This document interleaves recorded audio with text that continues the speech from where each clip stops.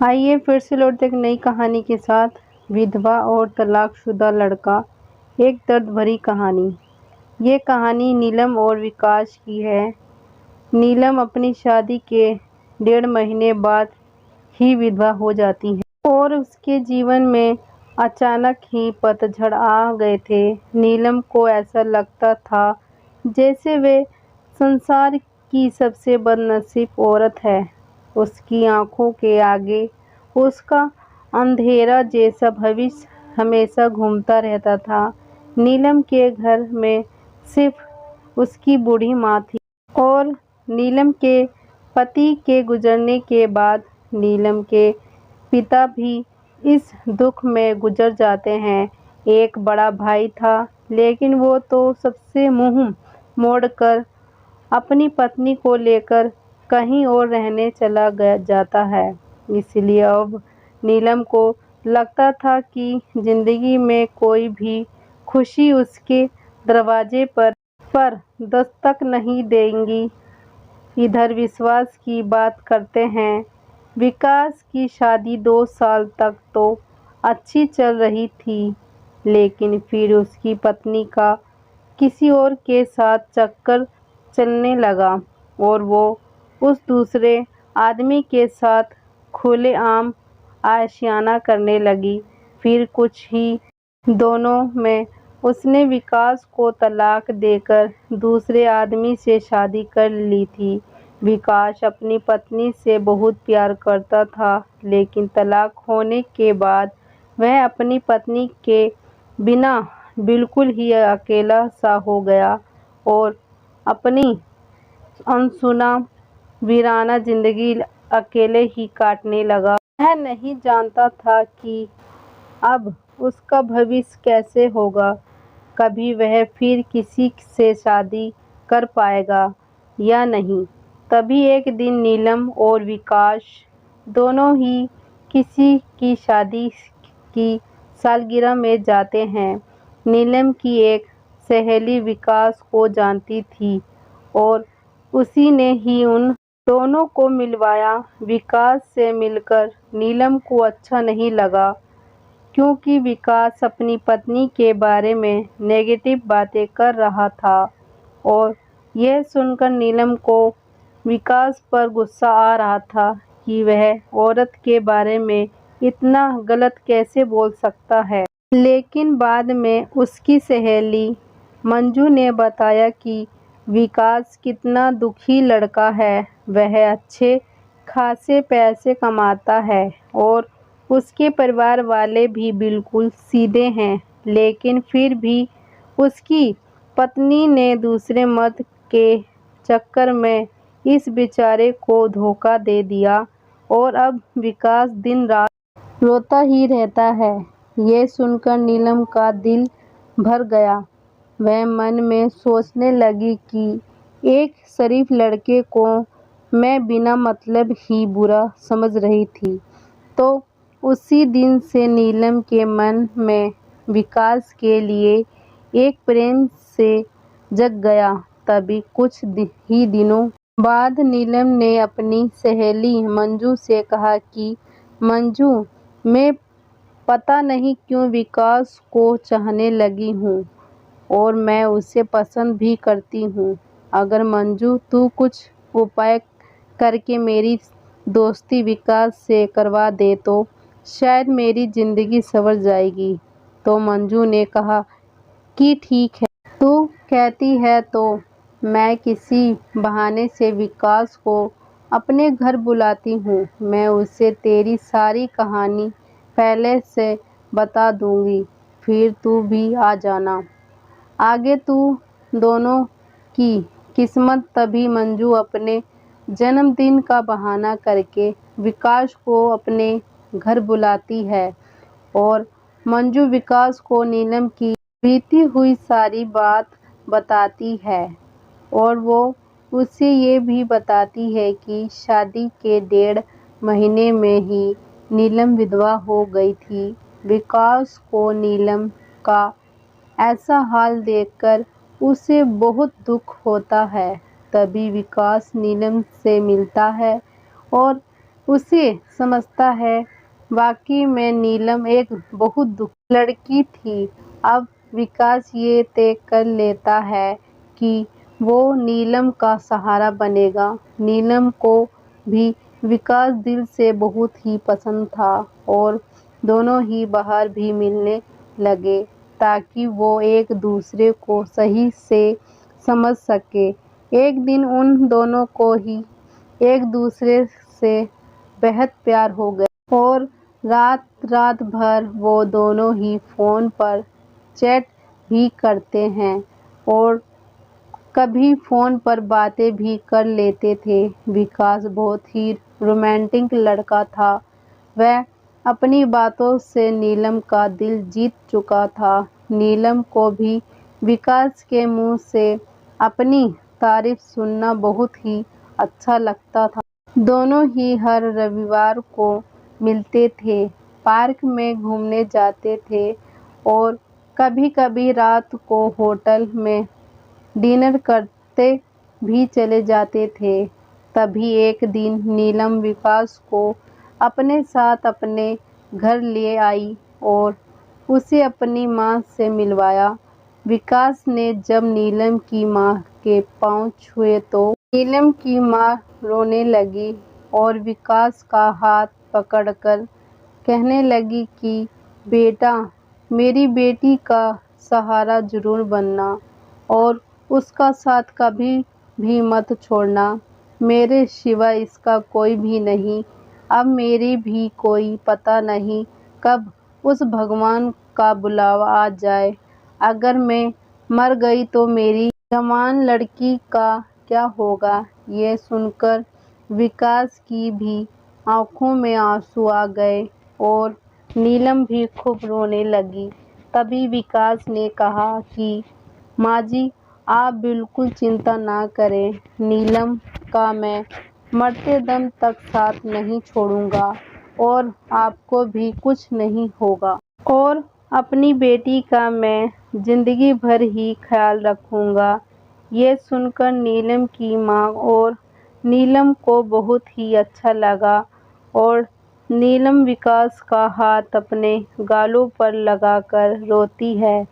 तभी एक दिन दोनों ही पार्क में बैठे थे तो नीलम ने कहा कि विकास, तुम अपने घर वालों से मुझको कब मिलवाओगे? विकास ने बात टाल दी और उससे प्यार भरी बातें करने लगा और कहा, नीलम, मैं तुम्हारे बिल्कुल नज़दीक आना चाहता हूँ। बोलो, तुम मुझे अपने करीब कब आने दोगी? लेकिन नीलम विकास को अपने करीब आने से मना करती है, मगर फिर भी थोड़ा बहुत वो दोनों प्यार कर ही लेते हैं। तभी नीलम की सहेली मंजू ने नीलम के कान भरना शुरू कर दिए। उसने कहा कि नीलम, लड़कों पर इतना जल्दी भरोसा नहीं करते। तू तो सीधी सादी है। विकास को अपनी माँ से भी मिला दी, लेकिन विकास ने तुझे किसी से मिलवाया? कहीं ऐसा ना हो कि वो तुझसे इस्तेमाल करके ना छोड़ दे। ये सुनकर नीलम के कान खड़े हो गए और वहाँ सोचने लगी कि कहीं विकास मुझे धोखा तो नहीं दे रहा है। उधर विकास ये सोच रहा था कि मैं नीलम को अपने घर कैसे लेके आऊँगा। मेरा घर बिल्कुल छोटा सा है और मैं उसे कभी नहीं बताऊँगा कि उसके लिए मैंने एक घर बुक कर लिया है और 50,000 जमा भी करवा दिया है और बाकी की वे बैंक से किस्त बनवा लूँगा। एक महीने बाद विकास का जन्मदिन था। विकास ने सोचा, मेरे जन्मदिन पर ही नीलम को सरप्राइज़ दूंगा और तभी नीलम और उसकी माँ को भी घर बुलाऊंगा। उसी दिन नीलम से शादी की सारी बात करके उसे सगाई की रिंग भी पहना दूंगा, क्योंकि नीलम के परिवार में और कोई नहीं है, इसलिए सारा कार्यक्रम नीलम और उसकी माँ के सामने ही हो जाएगा। अगले दिन नीलम विकास को फ़ोन करती है और गुस्से में कहती है कि तुम अपने घरवालों से मुझे कब मिलवाओगे। विकास फिर से बात को टालते हुए बात को पलट देता है। अब नीलम का शक और भी बढ़ जाता है। तभी नीलम विकास को कहती है, तुम्हारे बैंक में कितने पैसे हैं? मुझे अपना बैंक बैलेंस दिखाओ। लेकिन विकास ने बैंक बैलेंस दिखाने की बात भी टाल दी, क्योंकि सभी पैसे उसने मकान के बयाने में दे दिए थे और उसके अकाउंट में यही कोई 8 से 10,000 ही पड़े थे। नीलम का शक अब बढ़ ही जा रहा था और वो ये सोच लेती है कि विकास वाकई में मेरा इस्तेमाल कर रहा है और वो मुझसे शादी भी नहीं करेगा। इसलिए नीलम विकास का फ़ोन तक उठाना बंद कर देती है। इधर विकास एंगेजमेंट की तैयारी कर चुका था। बातों ही बातों में उसने नीलम की अंगूठी का भी नाप ले लिया था और नीलम को इसका पता भी नहीं चला था। विकास ने नीलम की तरफ से खुद ही भी अंगूठी बनवा ली थी, ताकि नीलम की माँ का कोई भी खर्च ना हो सके। विकास ने किसी से थोड़ा कर्जा लेकर नीलम के लिए साड़ी और उसका सारा सामान खरीद लिया था और उसकी माँ के लिए भी एक सिंदूर साड़ी खरीद ली। अब विकास ने सबको ये कह दिया कि मेरे जन्मदिन वाली रात को मेरी सगाई नीलम से है और उसके घर में भी उसने सबको बता दिया था। सारी तैयारी हो चुकी थी। तभी एक दिन विकास ने नीलम को 3 बार कॉल किया, मगर नीलम ने उसका फ़ोन गुस्से में उठाया और कहा कि ये क्या बात है, जल्दी कहो। तो विकास ने कहा, कल शाम को 5 बजे तुम और तुम्हारी माँ को मैं लेने आ रहा हूँ। तो नीलम ने कहा कि मुझे कहीं भी नहीं जाना। तो विकास ने कहा कि नीलम, कल मेरा जन्मदिन है, विकास ने बताया। लेकिन फिर भी नीलम ने विकास को जन्मदिन की बधाई नहीं दी। तभी नीलम ने सोचा कि जन्मदिन में चली जाती हूँ, इससे विकास का पर्दाफाश भी हो जाएगा। अगली शाम नीलम और उसकी माँ तैयार हो जाती हैं और अनिल की गाड़ी में बैठकर उसके साथ चली जाती है। पूरे रास्ते नीलम ने विकास को कोई भी बात नहीं की। उसे तो विकास के रूप में एक धोखेबाज नजर आ रहा था। तभी जैसे ही नीलम विकास के घर की दहलीज पर कदम रखती है, वैसे ही विकास की माँ आरती की थाली लेकर आती है और नीलम को टीका लगाकर उसकी आरती उतारती है। ये देखकर नीलम हैरान रह जाती है। तभी वो भी विकास की माँ के पाँव छूती है। उसकी माँ उसे अंदर आने के लिए कहती है।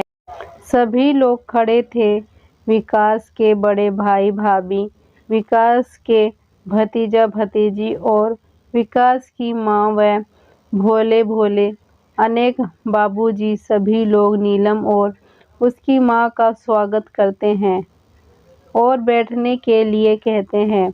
अब विकास का जन्मदिन भी बन जाता है।